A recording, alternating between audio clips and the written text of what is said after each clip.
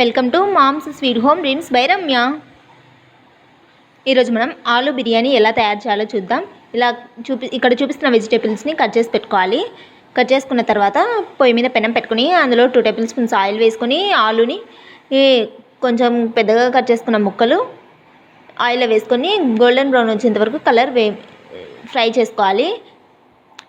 ఇవి పైన ఒకటి జస్ట్ కలర్ చేంజ్ అవుతాయి, లోపల ఆలు అనేది ఉడకదు. అవి పక్కన పెట్టిన తర్వాత అదే ఆయిల్లో 1 మీడియం సైజ్ ఆనియన్ కట్ చేసుకొని అందులో 2 టేబుల్ స్పూన్స్ అల్లం వెల్లుల్లి పేస్ట్ వేసుకోండి. ఇక్కడ 2 టేబుల్ స్పూన్స్ వేసుకోండి, రైస్లో అవసరం లేదు.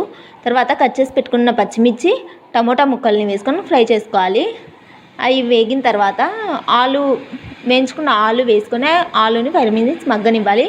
మగ్గనించిన తర్వాత 1 టేబుల్ స్పూన్ కారం పొడి, 1/2 టేబుల్ స్పూన్ ధనియాల పొడి, తర్వాత ఒక 1/2 కప్పు పెరుగు తీసుకుని అందులో ఒక 1/2 కప్పు వాటర్ పోసుకొని మిక్సీకి పెట్టుకొని ఇందులో వేసుకోండి. తర్వాత ఒక సెర్వ పెట్టుకొని అది ఒక సైడ్ అవుతుంటుంది. తర్వాత సెర్వ పెట్టుకొని అందులో ఆనియన్స్ చిల్లీ టమోటా ముక్కల్ని వేసుకొని కొంచెం కరివేపాకు వేసుకొని నెయ్యిలో వేపుకున్న తర్వాత 2 గ్లాసు వాటర్ తీసుకొని 1 గ్లాసు నానబెట్టుకున్న బియ్యం వేసుకోవాలి.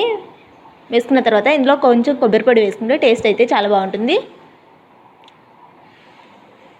ఇదండి, ఇలా వాటర్ అంతా ఇమిరిపోయిన తర్వాత ఈ ఆలు కర్రీ ఉంది కదా, ఆలు కర్రీని ఇందులో వేసుకొని కలుపుకొని మూత పెట్టుకోవాలి. అంతే, 5 నిమిషాలు మగ్గిన తర్వాత ఆలు బిర్యానీ రెడీ. ఇలా ఆనియన్స్తో కొంచెం కొత్తిమీర పైన వేసుకొని సర్వ్ చేసుకుంటే టేస్ట్ అయితే సూపర్ ఉంటుంది. ఒకసారి ట్రై చేయండి. Thanks for watching. Bye bye.